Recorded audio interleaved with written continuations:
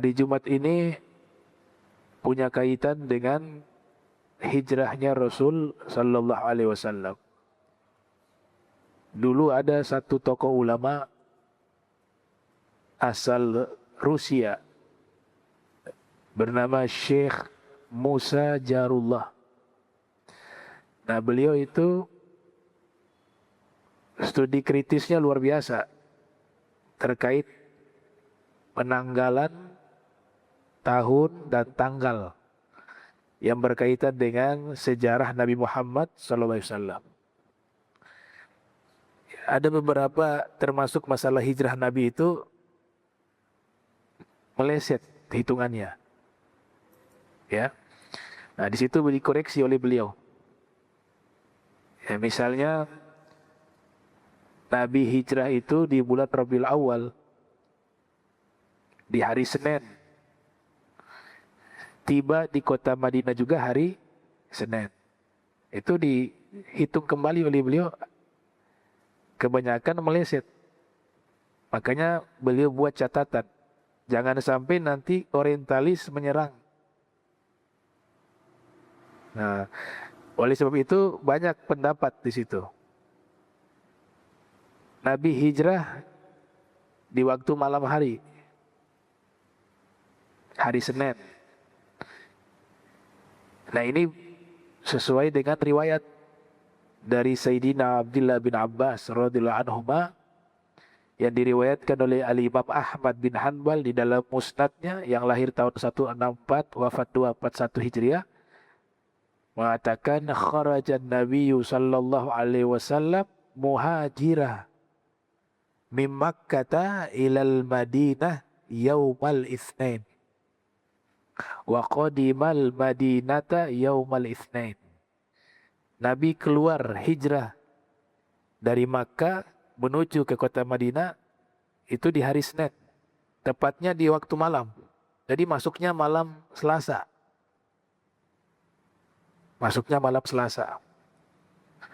Dan tiba di kota Madinah juga di hari Senin. Nah, ini kalau dihitung, beliau kan kritis. Peristiwa hijrah itu di awal Rabiul Awal. Kemudian tiba di kota Madinah tanggal 12 Rabiul Awal. Menginap di kampung Bani Salim bin Auf 4 hari. Berarti tanggal 12 Rabiul Awal. Bertolak menuju ke tempat beliau tinggal saat ini yang dibangun masjid. Nah, itu tanggal 16 hari Jumat waktu duha. Itu dihitung dari awal tuh. Kritis. Oh, ini tidak cocok. Menurut siapa? Syekh Musa Jarullah. Makanya nanti beliau buat catatan sendiri tentang penanggalan. Ya. Penanggalan biar tidak meleset perhitungannya sehingga nanti menjadi kritikan dari orientalis. Nah, itu Syekh Musa Jarullah, ya. Nah, ulama Rusia. Jadi Nabi hijrah hari Senin di waktu malam, masuknya malam Selasa, menetap di Goa Thur selama 3 hari. Di dalam Al-Quran Allah Subhanahu wa Ta'ala menyebutkan 2 orang Nabi dan ada yang menemani Nabi. Nah, dalam literasi ahli sunnah wal jamaah itu Sayyidina Abu Bakar Siddiq. Dalam literasi yang lain itu Sayyidina Ali. Thaniya itsnain idhuma fil ghar idh yaqulu li sahibihi la tahzan innallaha ma'ana. Ada 2 orang yang berada dalam goa. Yang dimaksud di situ adalah Rasul sallallahu alaihi wasallam dan juga Sayyidina Abu Bakar Siddiq radhiyallahu anhu arda. Nah, selama 3 hari di situ. situasi sudah aman, baru lanjut perjalanan. Menggunakan rute yang tidak biasa dilalui oleh orang-orang Makkah. Mereka punya rute dari Makkah ke Madinah. Nah, Nabi pada waktu itu tidak menggunakan rute yang umumnya dilintasi oleh orang-orang Makkah menuju ke Madinah. Sampai tiba di perkampungan, namanya perkampungan Bani Salim bin Auf, yang sekarang didirikan Masjid Kuba. Nabi menginap 4 hari di tempat tersebut. Salah satu sahabat Nabi, Sayyidina Ammar bin Yasir radhiyallahu anhu, yang sudah ada terlebih dahulu, beliau berinisiatif membuat masjid yang sederhana, ya, musola, tempat sholat, dengan batu kerikil beliau buat. Ini hanya hamparan pasir. Nah, Nabi sholat di situ selama 4 hari. Sehingga Al-Imam Adz-Dzahabi yang lahir 673 Hijriah, wafat 748 Hijriah, di dalam kitab Syiaru A'lamin Nubala menyebutkan bahwa inilah awal masjid pertama yang didirikan dalam sejarah Islam, yaitu Masjid Kuba. Kalau masjid pertama ya Masjidil Haram, ya, tapi dalam sejarah Islam Masjid Kuba masjid pertama yang dibangun oleh Sayyidina Ammar bin Yasir radhiyallahu anhu arda. Turun ayat di surat At-Taubah ayat 108 kalau tidak salah. Allah Ta'ala berfirman, la masjidun ussisa ala taqwa. Sungguh masjid ini dibangun di atas ketakwaan. Itu min awal yaum, dari awal hari pembangunannya. Ahakku an taquma fihi rijalun yuhibbuna ayyatatahharu wallahu yuhibbul mutatahhirin. Yang di dalam masjid tersebut lebih berhak engkau sholat di dalam masjid itu. Karena di dalam masjid tersebut ada sekelompok orang-orang yang ingin mensucikan diri mereka, dan Allah sangat mencintai orang-orang yang mensucikan dirinya. Ayat ini bercerita tentang Masjid Kuba. Ada 2 poin penting.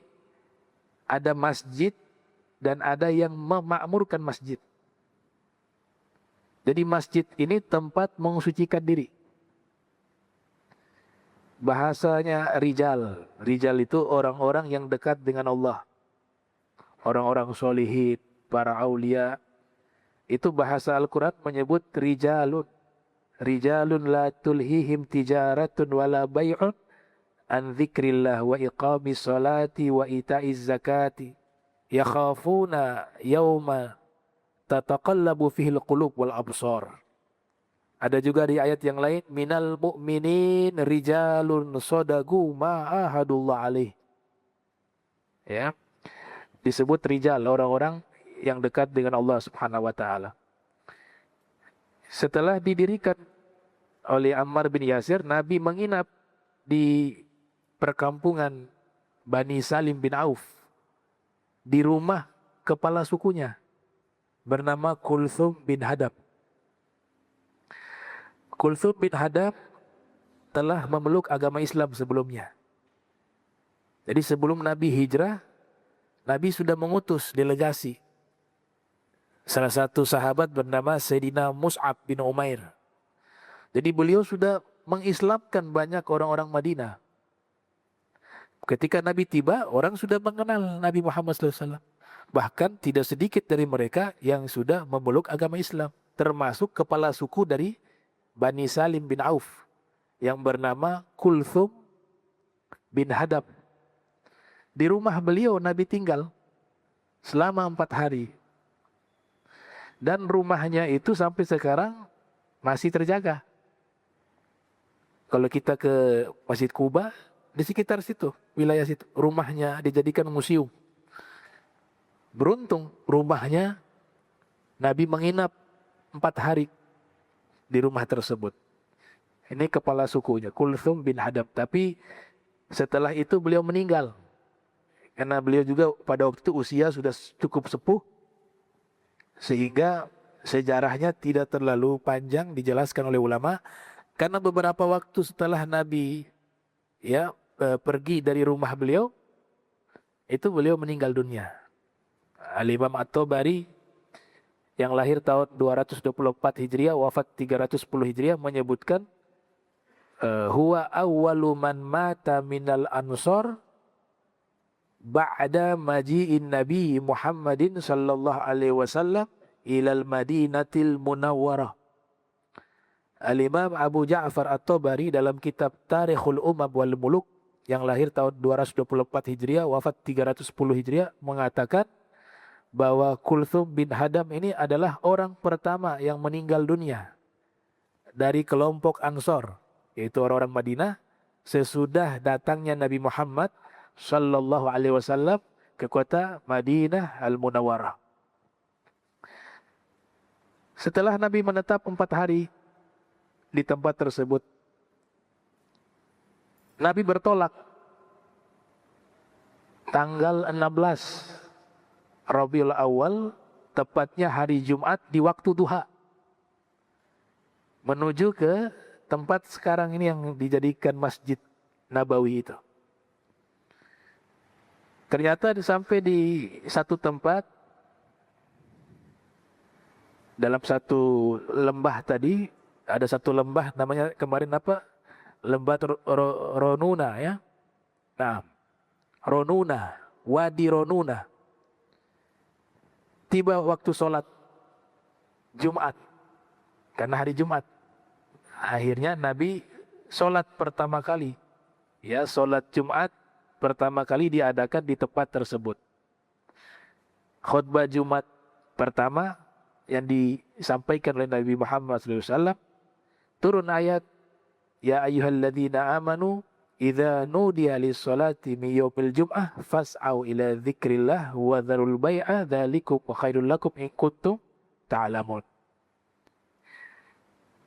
Kemudian setelah Nabi selesai sholat Jumat, Nabi mewasiatkan kepada namanya Itban bin Malik. Itban bin Malik ini nanti dipersaudarakan dengan Sidina Umar bin Khattab radhiyallahu anhu. Karena Nabi kan mempersaudarakan orang-orang yang berhijrah, kaum muhajirin dengan kaum ansor. Nah, Itban bin Malik ini, Sayyidina Itban bin Malik, dipersaudarakan oleh Nabi Muhammad SAW dengan Sayyidina Umar bin Khattab dan diberikan tugas, yaitu menjadi imam di tempat tersebut yang kelak didirikan Masjid Jumat. Nah, Masjid Jumat itulah sebagai saksi sejarah Nabi melaksanakan sholat Jumat pertama dalam sejarah Nabi Muhammad sallallahu alaihi wasallam. Nah, Itban bin Malik itu setelah itu mengikuti Nabi sallallahu alaihi wasallam dalam beberapa peperangan. Ya. Tapi di satu fase mata beliau buta. Nah, beliau sudah tidak mampu lagi menjadi imam karena harus berjalan jauh. Jaraknya lumayan dari rumahnya ke Masjid Jumat itu. Maka meminta izin kepada Nabi untuk sholat di rumah. Maka Nabi datang ke rumahnya. Setelah itu beliau meminta tolong Nabi sholat di satu tempat di rumahnya, yang nanti kelak ia jadikan musola, tempat sholatnya sampai meninggal dunia. Dan tempatnya masih ada sampai sekarang, dijadikan museum. Tidak jauh dari Masjid Jumat. Sebenarnya jaraknya tidak jauh sih, dekat. Cuma waktu itu ada lembah itu sering banjir di situ. Jadi takut beliau dengan kondisi mata buta itu akan membahayakan diri beliau. Makanya Nabi mengizinkan untuk ia sholat di musolanya, di rumah. Tapi dia meminta Nabi sholat terlebih dahulu di tempat itu. Nabi sholat, setelah itu beliau sholat di situ sampai meninggal dunia. Itu bernama Sayyiduna Itban bin Malik. Nabi bertemu dengan seorang pemuda di kampung tersebut. Garyah Bani Salim bin Auf. Pemuda ini usianya di bawah 20 tahun. Dalam sejarah, para sejarawan menyebut dengan gulamun. Gulamun itu kan masih anak-anak. Tapi ini pemuda luar biasa. Dia sangat mencintai Nabi Muhammad sallallahu alaihi wasallam. Beliau bernama Tolhah ibnul Barra. Rumahnya masih ada sampai sekarang di sekitaran Masjid Kuba. Saking mencintai Nabi Muhammad SAW, ini diriwayatkan di dalam banyak kitab, bukan hanya satu. Di kitab Hayatus Sahabah ada, ya, Syekh Muhammad Yusuf Al-Kandahlawi. Ada di kitab Al-Isti'ab lil Imam Abdul Bar.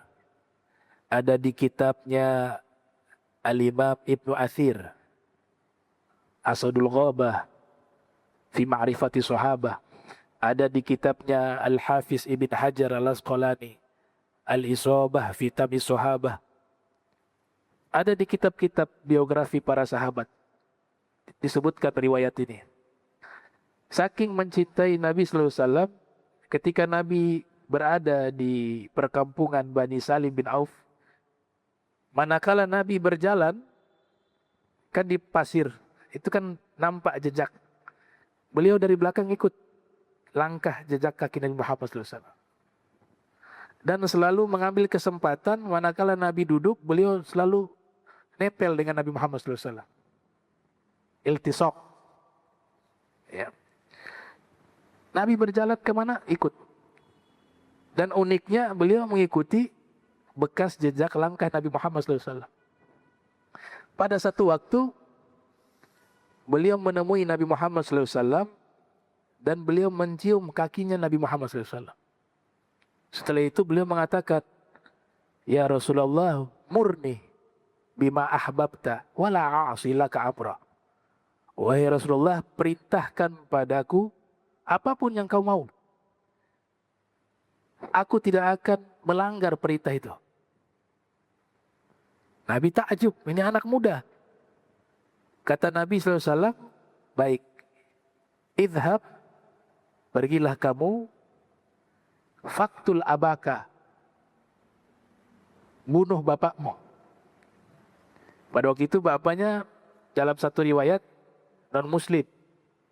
Dia sudah Islam, Tolha ibn Barra. Kata Nabi, pergilah kamu, temui bapakmu, bunuh bapakmu. Siap wahai Nabi Muhammad SAW.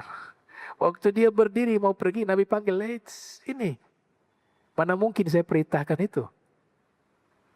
Lam ub'ath biqati'ati rahim. Tidak mungkin saya diutus oleh Allah memutus tali silaturahmi.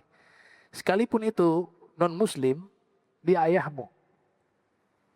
Dalam agama kita diperintahkan berbuat baik kepada orang tua walaupun berbeda keyakinan.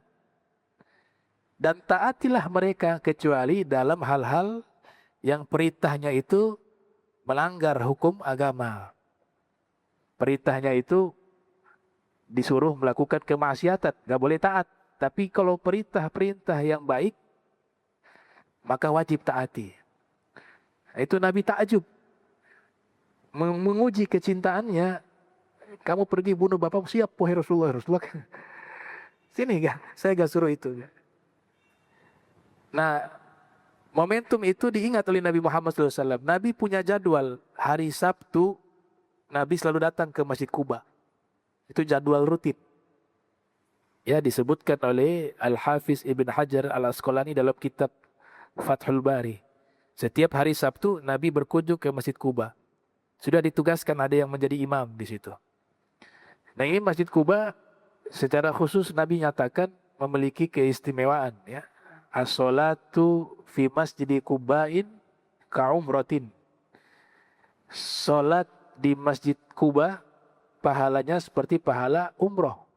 Hadis riwayat Imam At-Tirmidzi yang lahir tahun 209 wafat 279 Hijriah, juga diriwayatkan oleh Imam Ibnu Majah dalam sunannya yang dilahirkan tahun 209 wafat 273 Hijriah. Di riwayat yang lain, keluar rumah dalam keadaan sudah berwudu. Ya, man tatahhara fi baitihi thumma ata masjida Kubba fa shalla fihi sholatan kana lahu ka ajri umrah. Siapa yang keluar dari rumahnya dalam keadaan sudah berwudu.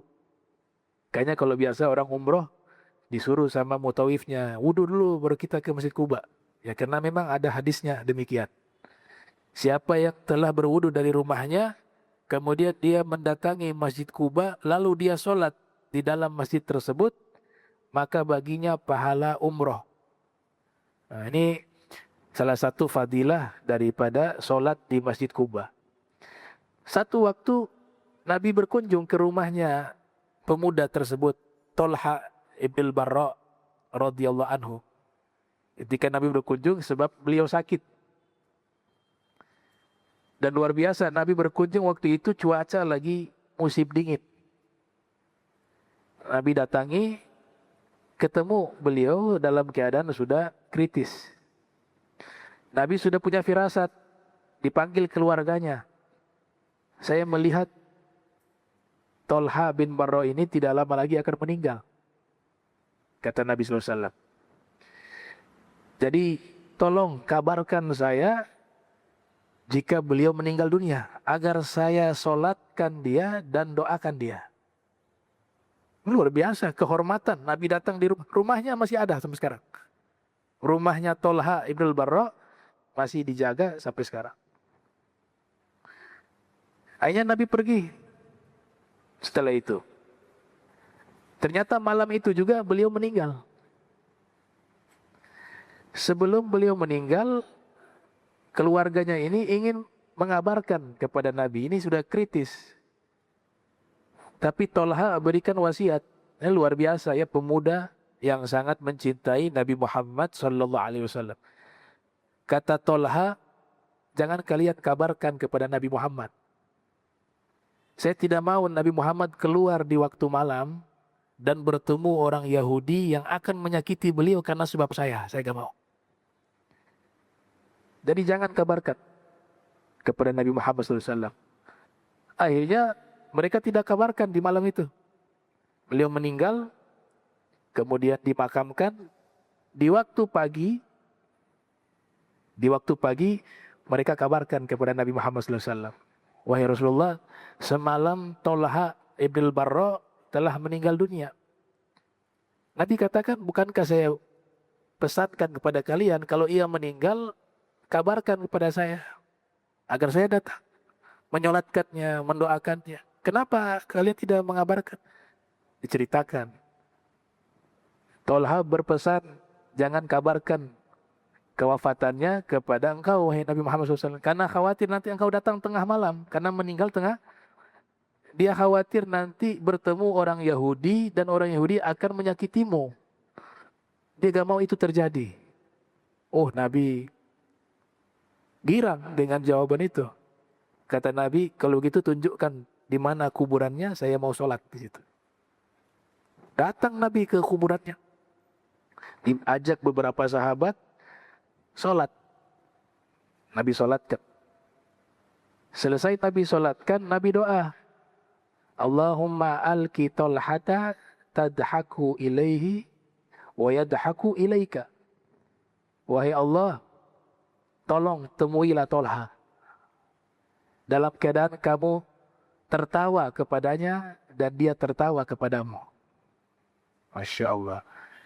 Dapat doa Rasul SAW.